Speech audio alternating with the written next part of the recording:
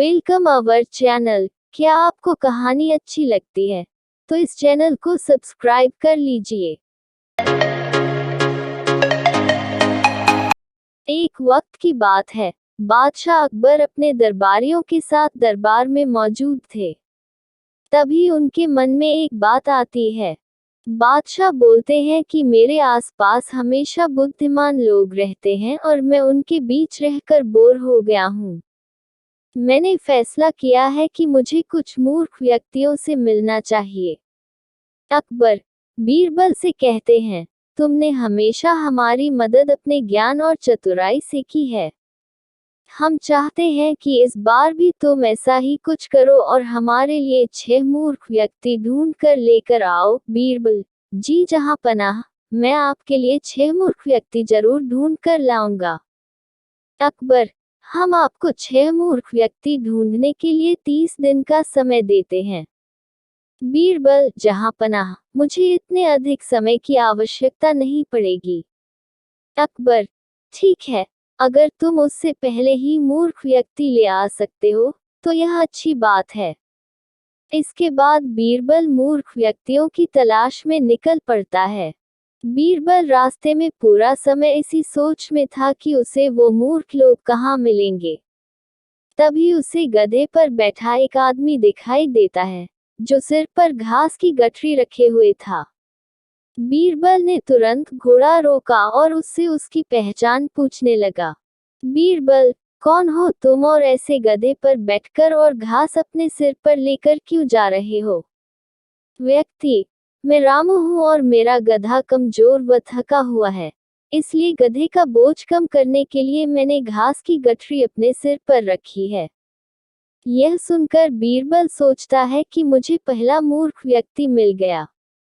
फिर बीरबल उससे कहता है कि तुम जानवरों के बारे में इतना सोचते हो, इसलिए मैं तुम्हें बादशाह अकबर से इनाम दिलवाऊंगा। यह कहकर बीरबल उस व्यक्ति को अपने साथ चलने के लिए कहता है। इनाम की बात सुनकर रामू बीरबल के साथ हो लेता है। बीरबल और रामू कुछ दूर चले ही थे कि बीरबल को 2 व्यक्ति आपस में लड़ाई करते हुए दिखाई दिए। बीरबल उन दोनों व्यक्तियों को लड़ने से रोकता है और उनसे पूछता है कि तुम दोनों कौन हो और किस बात के लिए लड़ रहे हो? पहला व्यक्ति जनाब मेरा नाम चंगू है। दूसरा व्यक्ति और मेरा मंगू है। मंगू जनाब मुझे चंगू कहता है कि इसके पास शेर है जिसे वो मेरी गाय के शिकार के लिए छोड़ेगा। चंगू हाँ मैं ऐसा ही करूंगा और मुझे बहुत मजा भी आने वाला है। बीरबल कहाँ है तुम लोगों की गाय और शेर? मंगू जनाब जब भगवान हमें वरदान देने आएंगे तो मैं उनसे गाय मांगूंगा और चंगू शेर मांगेगा, जिसे यह मेरी गाय पर छोड़ने की बात कर रहा है। बीरबल अच्छा यह बात है। उनकी बातें सुनकर बीरबल समझ गया कि उन्हें 2 और मूर्ख व्यक्ति मिल गए हैं। बीरबल इनाम की बात कहकर उन्हें भी अपने साथ ले लेता है। उन तीनों को लेकर बीरबल अपने घर पहुंचता है और फिर सोचने लगता है कि बाकी के मूर्ख व्यक्ति कहाँ से ढूंढ कर लाऊं। बीरबल उन तीनों मूर्खों को अपने घर में ही रहने के लिए कहकर बाहर चला जाता है। जब बीरबल और मूर्ख लोगों को ढूंढने के लिए बाहर आता है तो उसे एक व्यक्ति दिखाई देता है जो कुछ ढूंढता रहता है। बीरबल उसके पास जाकर पूछता है कि आप क्या ढूंढ रहे हैं?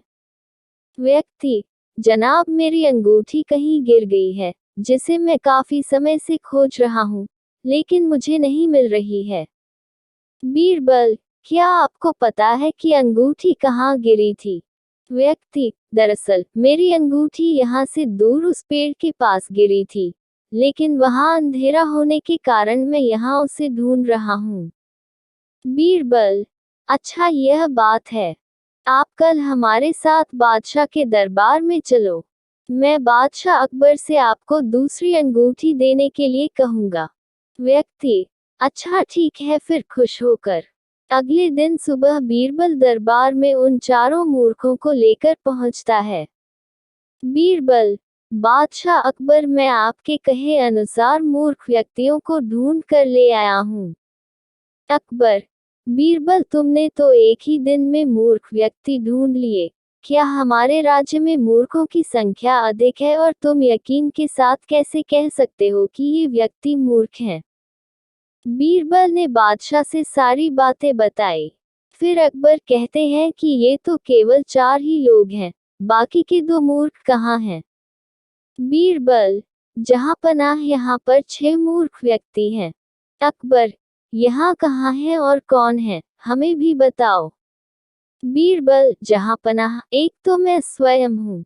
अकबर, तुम मूर्ख कैसे हुए? बीरबल, मैं इसलिए मूर्ख हूँ क्योंकि मैं इन मूर्खों को खोज कर लाया।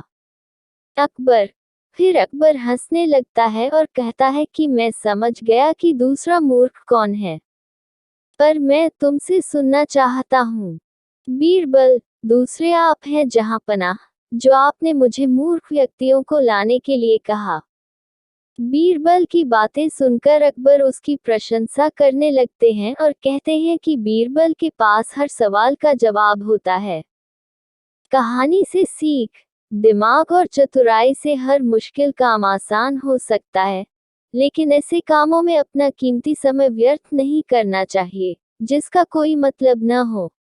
इसी तरह के अच्छी और मजेदार कहानी सुनने के लिए चैनल को सब्सक्राइब कर लीजिए और बेल आइकन को ऑल पे प्रेस करना ना भूले। हम आपके लिए अच्छी कहानी लेकर आते रहते हैं।